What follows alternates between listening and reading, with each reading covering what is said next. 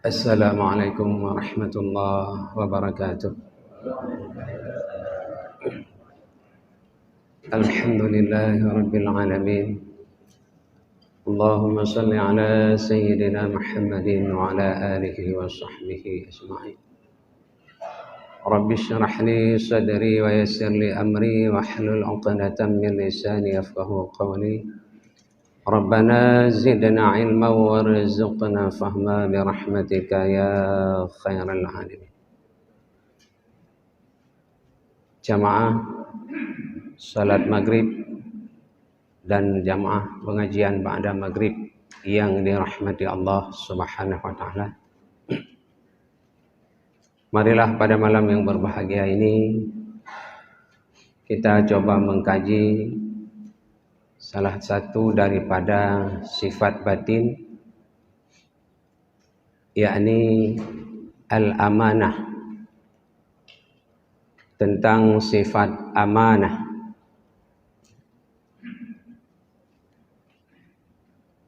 Hiyal qiyamu bihuquqillahi ta'ala wa huquqi ibadihi fabiha yakmulud din wa tusanul a'radu wa tuhfazul amwalu. Pengertian sifat amanah ialah mengatur semua hak Allah Ta'ala dan hak hambanya Allah, baik yang telah diwajibkan wajib atau perkara-perkara sunat.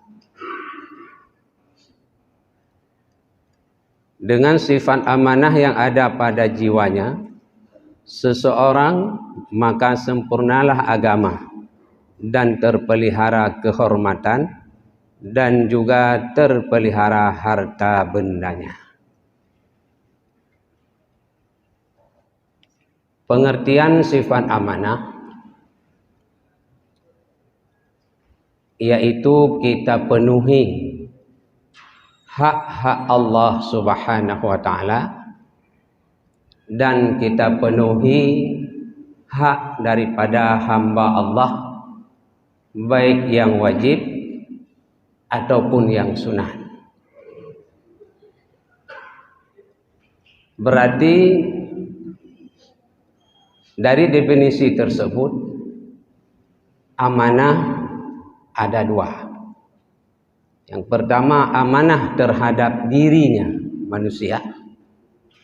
Yang kedua amanah terhadap manusia yang lainnya. Amanah dirinya, Allah memerintahkan di dalam ayat Al-Quran, aqimis salah, tegakkanlah salat. Nah, orang yang tidak melaksanakan salat, orang yang tidak mendirikan salat, berarti pada diri orang tersebut tidak ada amanah terhadap dirinya sendiri.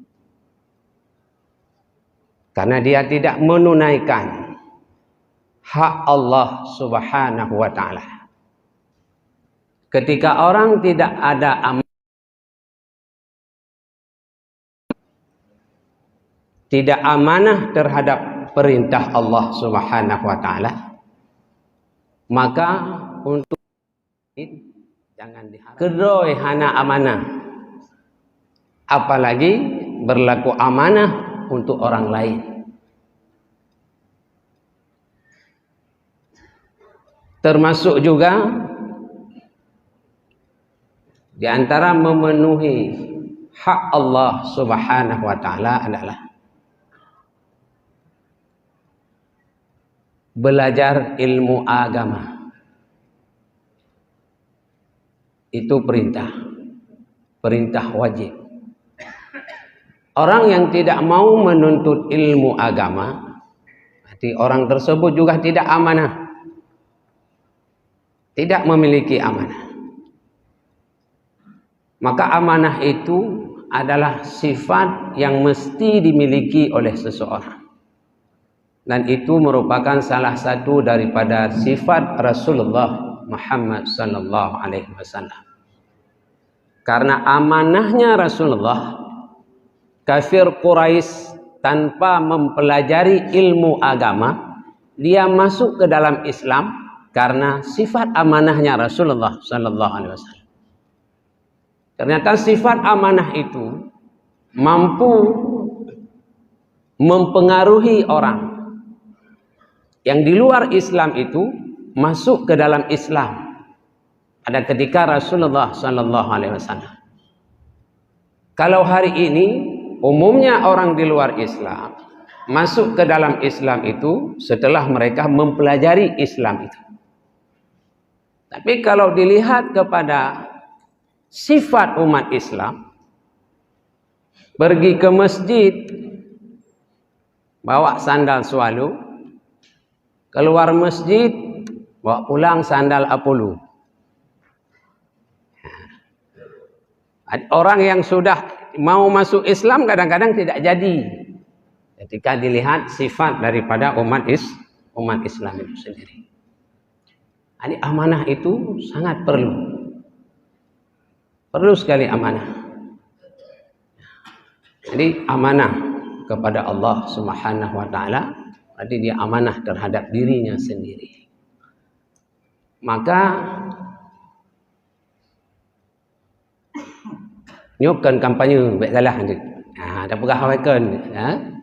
Kita hanya ingin meluruskan saja. Jangan salah berpegang. Ini tidak lama lagi. Ya kan? Tidak lama lagi.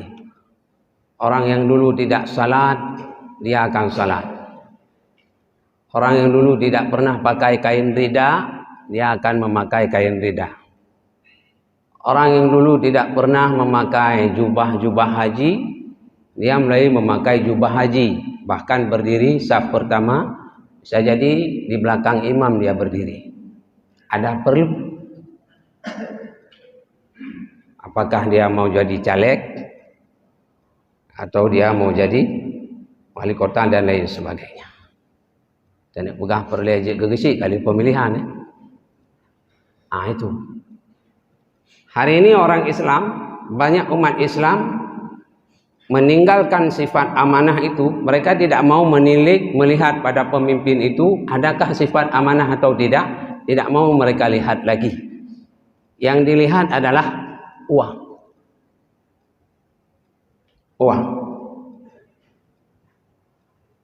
Padahal dosa riba yang paling kecil. Dosa riba. Ini kan hampir money politik, istilah orang sekarang. Ketika kita tidak melihat seorang pemimpin yang memiliki sifat amanah, paling kurang dia ada salah. Paling kurang dia pegang calon pemimpin itu memiliki, dia selalu mengerjakan salah. Ketika kita tidak melihat kepada itu lagi, yang kita lihat hanya uang. Sehingga orang yang baik, orang yang memiliki sifat amanah, dia tersingkirkan. Maka tanpa kita sadari, orang yang kita angkat menjadi wakil kita adalah orang-orang yang mengajak kita berbuat zina dengan ibu kandung kita.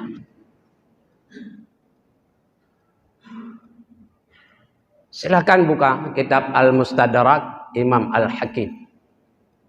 Dosa riba paling kecil adalah berzina dengan ibu kita sendiri. Itu dosa riba paling kecil. Tapi hari ini banyak manusia yang suka mengangkat wakil-wakilnya itu orang yang mengajak dia untuk berzina dengan ibunya. Nah, ini hati-hati. Amanah. Yang kedua, amanah kepada orang lain. Amanah kepada orang lain. Terutama sekali dalam memenuhi hak keluarga. Hak istri, hak anak, itu adalah kewajiban.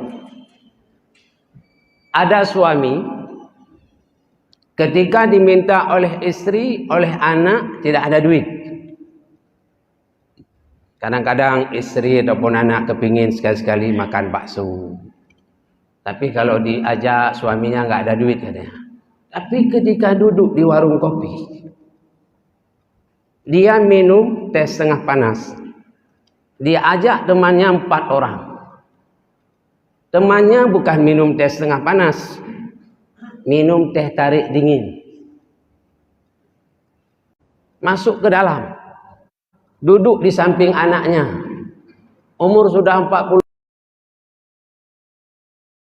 ATK kembali.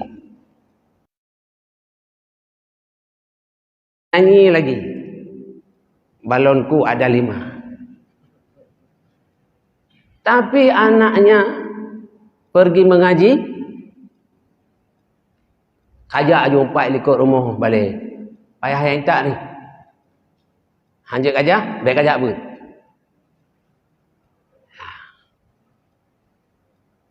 Ketika anak pulang dari sekolah, orang tua bertanya, pelajaran apa hari ini? Apa yang diajarkan? Tapi ketika anaknya pulang ngaji, jarang orang tua yang menanyakan. Pelajaran apa diajarkan di balai pengajian hari ini?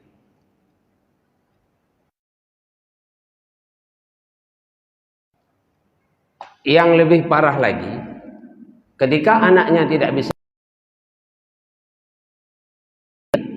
belum juga bisa mengaji, yang disalahkan tengku. Padahal jauh balik yang ke malam gini tak pun nak terus. Lehnya rumah jauh balik, pergi balik nak terus. Ini juga kita tidak amanah. Tidak amanah. Dan yang perlu kita ingat, ketika kita tidak amanah, tidak menunaikan kewajiban kita kepada istri dan anak-anak kita. Di yaumil mahsyar nanti, kita akan dituntut oleh mereka di hadapan Allah Subhanahu wa taala. Di sini silahkan kita sujud. Kita sujud, rukuk, tengah malam bangun, subuh orang datang, kita sudah datang. Orang belum sempat datang, kita jam 4 sudah datang ke masjid menunggu datangnya salat subuh berjamaah. Silakan. Fakir miskin, anak yatim setiap saat kita bantu. Potong royong di masjid, kita di depan. Tapi anak dan istri buta agama, ini seluruh amal kebaikan di yaumil mahsyar nanti akan Allah berikan kepada mereka. Dan Allah akan bertanya, semua nikmat, semua amanahnya yang Allah titipkan kepada kita, Allah akan bertanya. Di dalam akhir surah, latus'alun, kalian akan saya pertanyakan atas segala nikmat yang telah aku berikan kepada kalian. Di dunia boleh kita bisa berkelit ketika berhadapan dengan hukum. Tapi ingat, tadi Pak Imam ada membaca akhir suratnya, alaihissallahu bi ahkamil hakimin. Bukankah Allah itu hakim di atas hakim? Allah itu maha hakim. Ingatkah kita? Di dunia mungkin salah, tapi bisa benar. Dan itu bukan rahasia lagi. Orang salah bisa benar karena duit. Orang salah bisa benar karena jabatan dan kedudukan. Tapi di hadapan Allah tidak laku lagi duit. Di hadapan Allah tidak laku lagi jabatan dan kedudukan. Yang Allah berikan adalah keadilan kepada hambanya. Anak amanah, istri amanah. Maaf Pak, karena banyak suami yang menganggap bahwa memberi pendidikan agama kepada anak dan istrinya itu adalah tugas tengku, bukan kewajiban suami. Banyak yang berpahaman demikian. Kenapa saya berani mengatakan demikian? Setiap ada perkawinan itu di Islamic Center. Saya sering memberi tausiah pernikahan. Ketika kita tanya kepada suami, mereka menganggap itu bukan kewajibannya. Ini kewajiban. Ketika kewajiban itu tidak kita berikan kepada si hamba, maka kita sudah dihukum oleh Allah pengkhianat. Orang yang berkhianat. Orang yang berkhianat itu dari amanah. Jelas Rasulullah mengatakan di dalam hadis yang diriwayatkan oleh Imam Bukhari. Ayatul munafik. Tanda-tanda orang munafik. Salasun. 3 perkara. Idza haddatsa kadzaba. Jika berbicara selalu berdusta. Saat berbicara selalu berdusta. Wa idza wa'ada akhlafa. Apabila berjanji dia ingkari. Apabila berjanji selalu janji itu diingkari. Wa idza tumina khan. Dan apabila diberi amanah, diberi kepercayaan, dia khianati. Salah satu daripada sifat itu ada pada diri kita, maka kita dihukum oleh Allah munafik. Orang yang munafik. Orang munafik lebih bahaya ambak kafir. Yang kafir jelas tak kala nyan musuh. Orang munafik lam kawan tanyo. Zahirnya Islam, batinnya bukan. Ini maka hati-hati. Kemudian amanah kepada jiran tetangga. Amanah kepada jiran tetangga. Bagaimana amanah kepada jiran tetangga? Ketika tetangga ditimpa musibah, maka kunjungilah mereka. Kunjungi mereka. Ketika tetangga kita sakit, kita tahu dia sakit di rumah. Janganlah di rumah kita melakukan hal-hal yang membuat dia terganggu dari istirahatnya. Contoh, tetangga sakit ataupun di samping rumah danyo na urang yang sudah baru saja melahirkan, ada anak kecil. Itanyo tapu dep TV, anak mit lam ayun tengah gai nya sampai rumah muprit kerja iklik birah.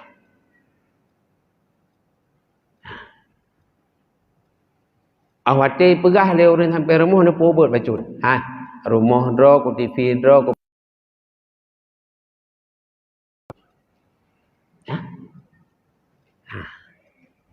itu tidak memberi hak hamba Allah, hak tetangga kita. Berikan hak dia.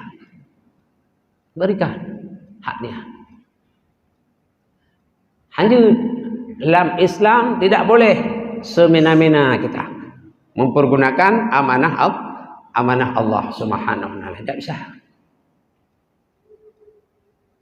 Ini. Hati-hati. Di jalan pun demikian. Kalau tak ubah jalan, kita jalan di jalan. Kadang-kadang kita yang bawa kereta sudah ke pinggir. Ya awak memang motor je hok dia tengok. Itu awak bini habis saja. Nah yang kadang jipeh kita padahal kita bawa jalan road saja.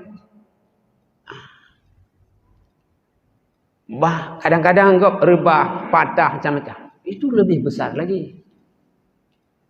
Yang kerak menafik lah.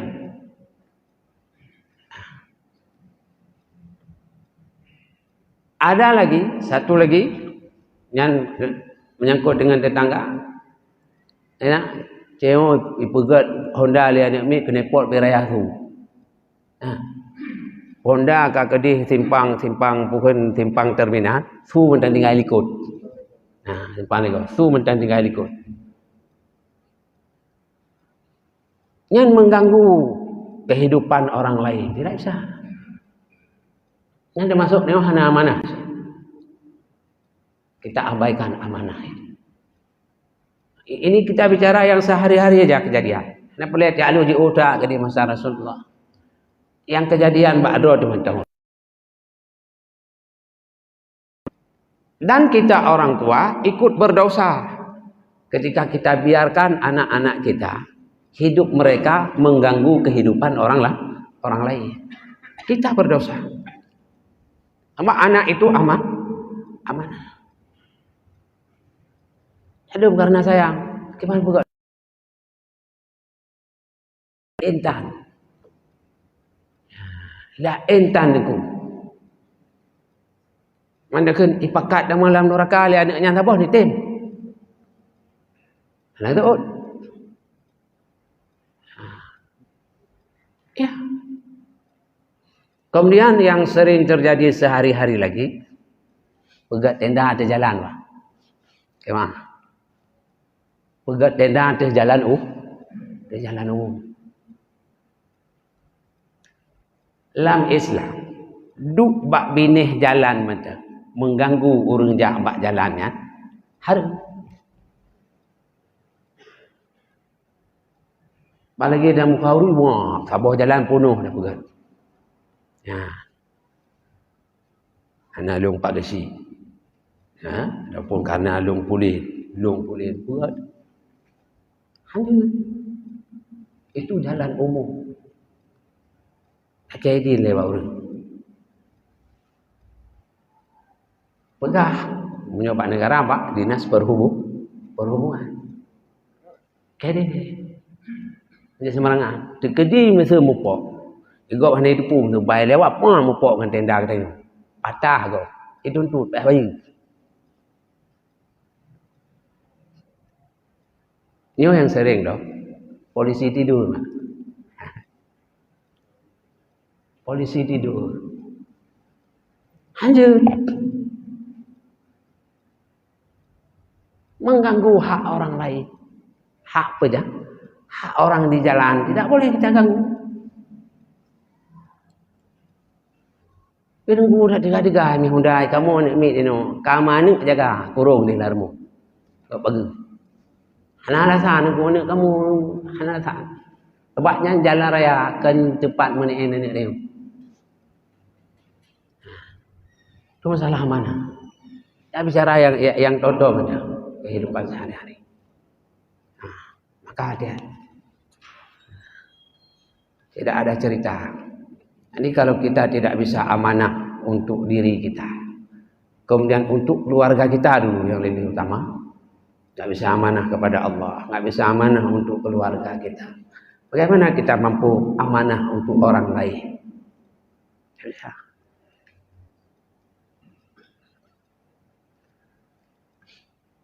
Allah Subhanahu wa taala berfirman, "Innallaha ya'murukum an tu'addul amanati ilal ahliha." Wa qala an-nabi sallallahu alaihi wasallam, "La imana liman la amanatalah wa la dina liman la ahdalah." Sungguh Allah itu menyuruh akan kamu bahawa engkau sampaikan, wahai mereka itu, akan segala amanah kepada ahlinya. Ini ayat ini menunjukkan bahawa menyampaikan amanah, melaksanakan amanah itu hukumnya wajib. Wajib. Rasulullah mengatakan di dalam hadis, tidak beriman seseorang yang bagi orang itu tidak ada amanah. Dia tidak beriman dan tidak memiliki agama bagi orang yang tidak menepati janjinya. Orang yang hana amanah, bak orang yang hana iman. Orang yang hana agama, bak orang yang hana getepati janji.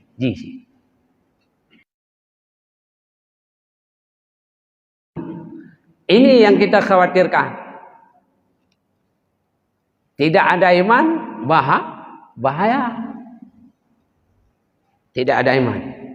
Tidak ada iman, tidak agama. Sangat bahaya.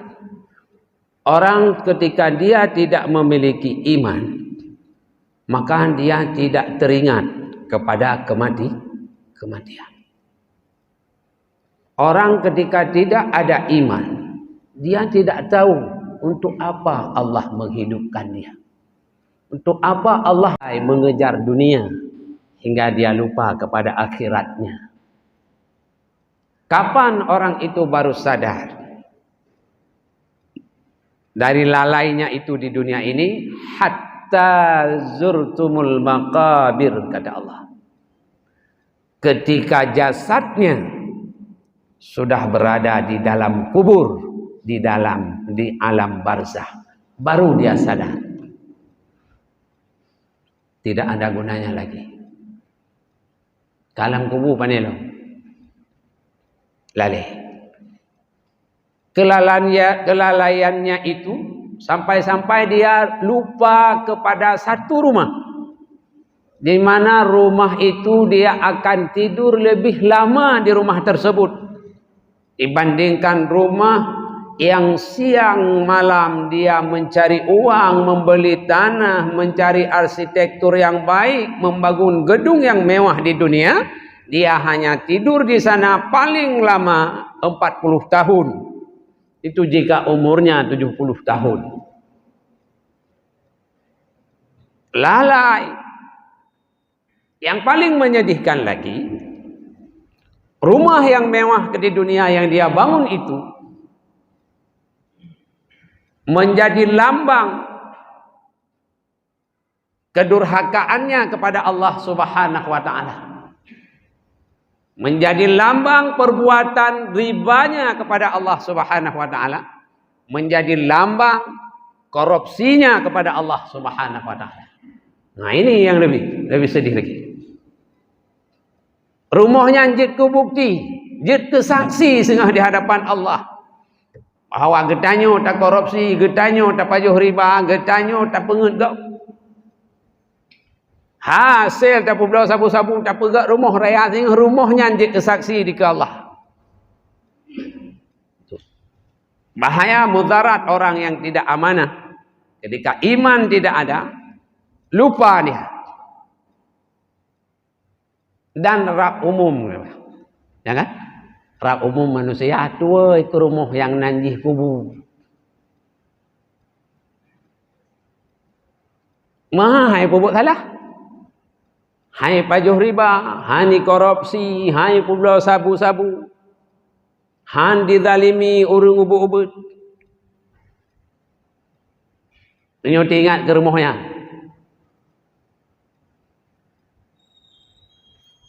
Karena di dalam rumah itu tidak ada yang menemani kita kecuali dua, iman dan amal yang saleh.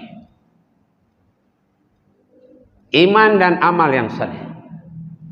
Allah berikan kehidupan bukan ketika Allah beri hidup. Allah ingin kita berjalan di permukaan buminya dengan sombong. Berjalan di permukaan buminya buat reman, asyik zalimi orang-orang kecil. Berjalan di muka buminya asyik mendukung orang-orang yang melakukan perbuatan mungkar dan perbuatan maksiat. Bukan. Tapi Allah beri kehidupan kepada kita karena Allah sayang. Dan Allah tahu bahwa dosa kita masih banyak. Allah beri kesempatan untuk bertaubat. Maka lebih hudib dah. Supaya kita ingat dah taubat dari dosa. Supaya kita tak pakat orang untuk puput kebaikan. Supaya getanyo rukuk dan sujud sesuai dengan perintah Allah Subhanahu wa taala. Gebi kesempatan oleh Allah Subhanahu wa taala. Kadang kita sudah di ruang ICU. Secara medis umur hanya tinggal 3 hari. Tapi Allah beri kesempatan, dikasih kehidupan lagi oleh Allah. Supaya kita mau bertaubat kepada Allah Subhanahu wa taala. Bukan ketika Allah beri kekuasaan ni urusan ya poh gop, ya gerdak gop, ya ilanya gop. Bukan. Apa silakan buka. Allazi khalaqal mauta wal hayah liyabluwakum ayyukum ahsanu amala. Aku ciptakan mati dan hidup. Aku ingin melihat siapa di antara kalian ahsanu amala, yang baik amalnya. Amal yang kalian buat hanya tujuan Allah memberi hidup. Dia ingin melihat kita melakukan amal kebaikan. Maka nyukuh yang tak khawatirkan urongan malam mungkin perlu takbir di hadapan Allah. Dan kita selalu bermuhasabah agar iman itu tidak hilang dari diri kita. Agar iman itu tidak hilang dari diri kita. Tidak teringat. Orang yang tidak amanah tidak teringat untuk kuburnya. Ingat. Wati katuh lang kubur baru di kalan wateh tanuh. Kalan raunen tanuh. Girabarat wi tanuh. Girabarat likut ule tanuh. Di kalan ideh iku gaki tanuh. Urang mesti doa. Yang na ulat. Limpun. Kala ulin kaji pre karena masuk tanpa membawa iman dan amal. Masuk yang dibawa adalah kezaliman, zalim yang dibawa ke alam barzah. Walaupun sikrek bakwan,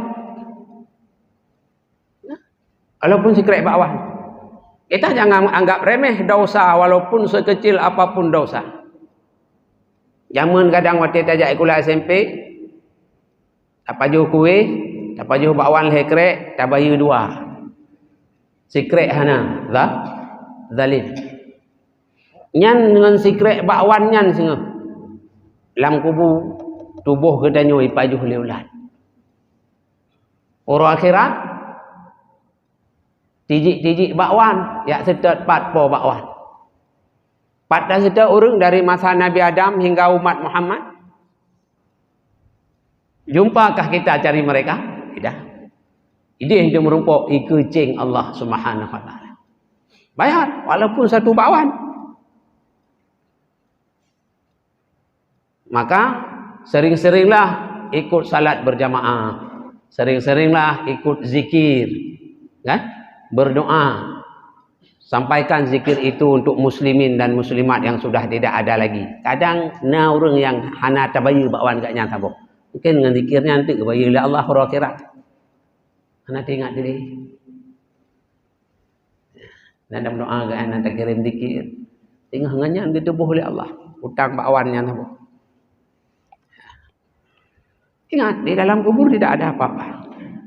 Ada bawa iman, ada bawa amal kebaikan. Maka akan aku jadikan rumahmu itu dengan nama Raudhatul Jannah, kebun syurga. Jika kamu tidak membawa iman dan amal masuk dalam kubur, akan aku jadikan rumah itu namanya